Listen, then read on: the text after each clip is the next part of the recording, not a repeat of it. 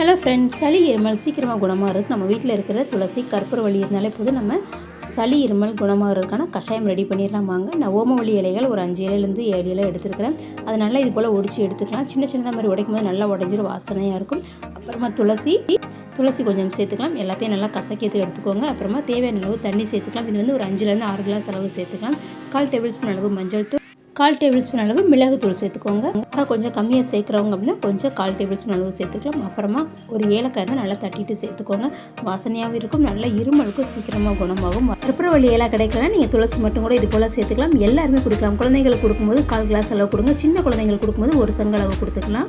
நம்மளோட சேனலில் இது போல் நிறைய கஷாயம் வீடியோஸ் போட்டிருக்கோம் ஃப்ரெண்ட்ஸ். தேவைப்படுறாங்க நம்மளோட சேனலை செக் பண்ணி பாருங்கள். இப்போ நம்ம ஃபில்டர் பண்ணி எடுத்துகிட்டு பனங்கற்கண்டு சேர்த்துக்கலாம். இருமல் சளி அதிகமாக இருக்கிற டைமில் பனங்கற்கண்டு சேர்த்து குடித்தா சீக்கிரமாக குணமாகும். இல்லாத டைமில் நீங்கள் நாட்டு சக்கரை, வெல்லம் எதுனாலும் சேர்த்துக்கலாம்.